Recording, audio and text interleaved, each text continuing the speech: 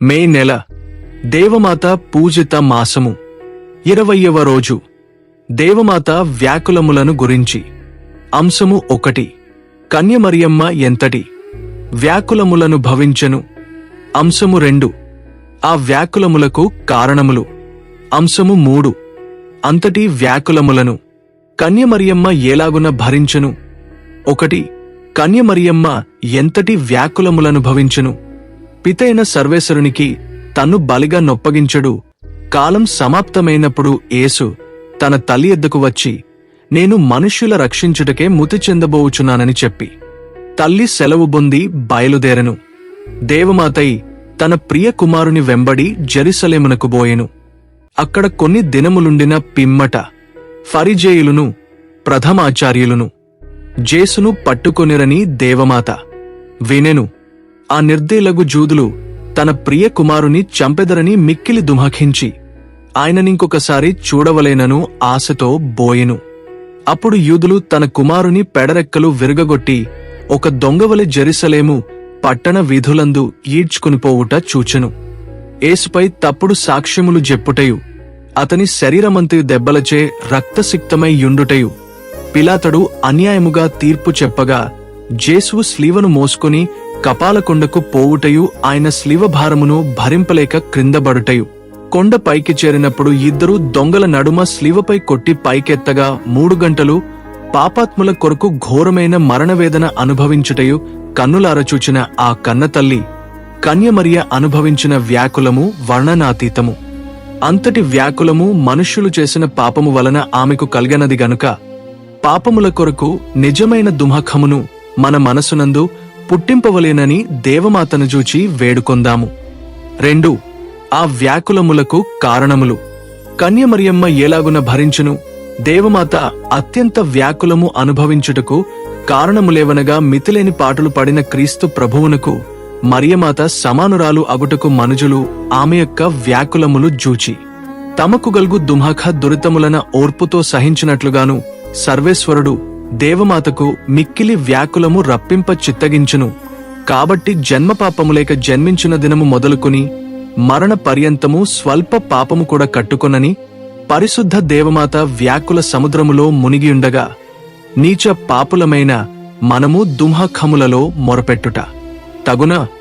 తన స్లీవను మోసుకుని నన్ను వెంబడించినవాడు మోక్షము పొందునని జేసువు ఆనతిచ్చినందున స్లీవయను శ్రమలను ఓర్పుతో అనుభవింపక దేవచిత్తమునకెదిరించి నడచువాడు మోక్షము పొందరని తెలుసుకుని మనకు ఓర్పు నొసగుటకే ఆ వ్యాకులమాతను జూచి వేడుకొందముగాక. 3. అంతటి వ్యాకులములను కన్యమరియమ్మ ఏలాగున భరించెను. స్లీవ అడుగున దేవమాత అనుసరించిన పుణ్యములను గురించి విచారింతము. వేదసాక్షులకు రాణిన కన్య మరియమ్మ స్లీవ మీద కొట్టబడిన తన కుమారుని దగ్గర నిలుచున్నప్పుడు అతనిని మనుష్యుల రక్షణము కొరకు దేవనీతికి ఒప్పగించెను. తన కుమారుడు కళంకములేనివాడనియు పిలాతుడు విధించిన తీర్పు అన్యాయమైనదనియు అతనిని వధించిన యూదులు ఘోరపాపము కట్టుకొనుచున్నారనియు తెలుసుకునియుండినను మరియమాత మొరపెట్టక దైవచిత్తమునకు లోబడెను. ఆ తరుణమందు కన్య మరియ అనుభవించిన వ్యాకులమింతయని చెప్పతరముగాదు. ఇంత వ్యాకులము పొందినవాడు లోకములో నొక్కడును లేదు. పూర్వము దీర్ఘదర్శియొకడు ఆమె వలె దుమఖావమానములు పొందిన స్త్రీ మరొకతే లేదని చెప్పెను. క్రీస్తులారా సమస్త మనుష్యుల మీద ఉంచిన ప్రేమచేత మరియమాత తన కుమారుని బలిగా అప్పగించినదిగా దేవమాతపై నిండు నమ్మకయించి పాపము చేత ఆమెకు వ్యాకులము రప్పింపక పుణ్యక్రియలసు చేసి ఆమె ప్రీతికి తగిన బిడ్డల మగుదముగాక. అద్భుతము. పునీత పెద్ద ఆల్బర్ట్ అనునతడు 18వ శతాబ్దమున పేరుగాంచిన యొక్క పుణ్యాత్ముడు.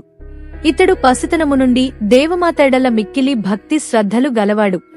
ఆమెకు స్తుతి స్తోత్రముగా ఒక చిన్న జపమైనా చెప్పక దినము గడుపనిచ్చువాడుగాదు.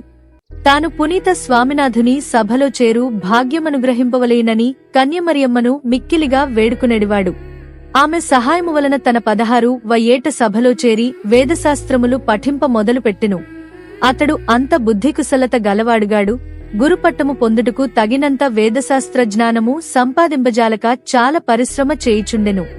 ఇతర వేదపాఠకులు తమవలే ఆల్బర్ట్ అభివృద్ధి పొందజాలక వెనుకబడియుండుట జుచి అతనిని తరచుగా వెక్కిరించుచుండిరి. అందువలన ఆల్బర్టు చాలా విసుగుచెంది అవమానము భరింపలేక పిశాచి దుర్బోధకు లోబడి మఠము విడిచిపోవలెనని నిశ్చయించుకునెను. ఆ రాత్రి అతడు నిద్రించుచుండగా కలలో మిక్కిలి అద్భుతమైన ఒక దర్శనమగుపించెను. మఠము గోడకు ఒక చిత్రమైన నిచ్చనింపబడియుండెను. గోడనెక్కి అవతలికి బోవుటకు మిక్కిలి సులభముగా నుండెను.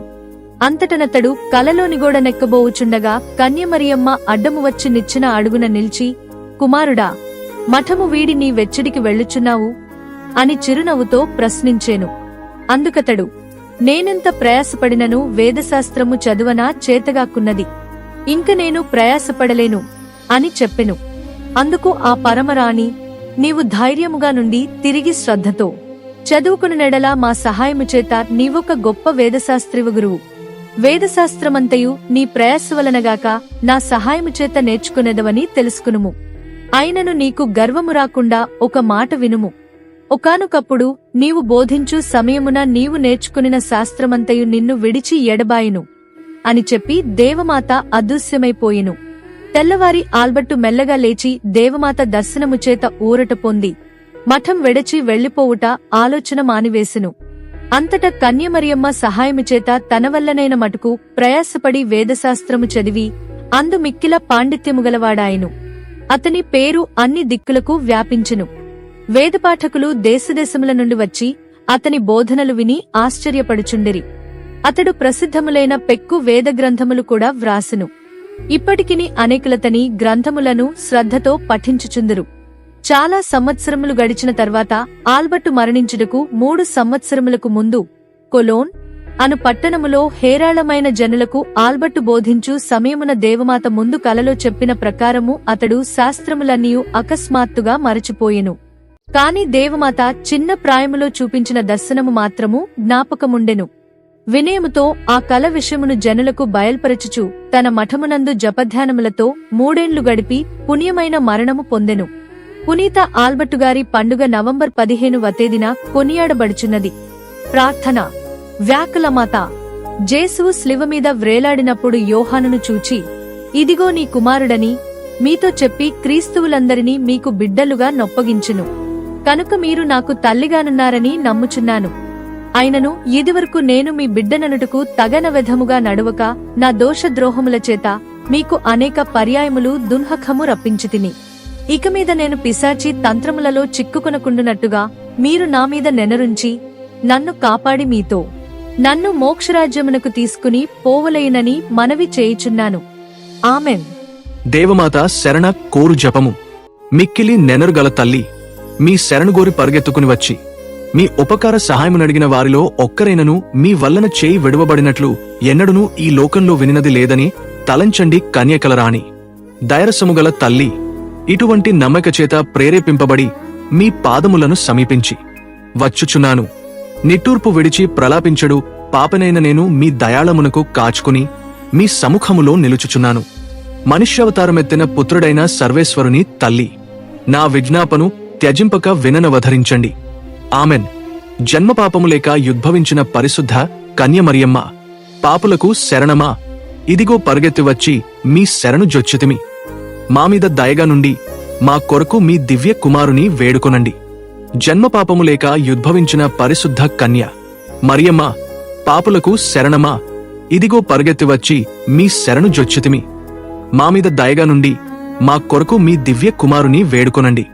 జన్మపాపము లేక యుద్భవించిన పరిశుద్ధ కన్య మరియమ్మ, పాపులకు శరణమా, ఇదిగో పరుగెత్తి వచ్చి మీ శరణు జొచ్చితిమి. మామీద దయగా నుండి మా కొరకు మీ దివ్య కుమారుని వేడుకొనండి. ఆమెన్.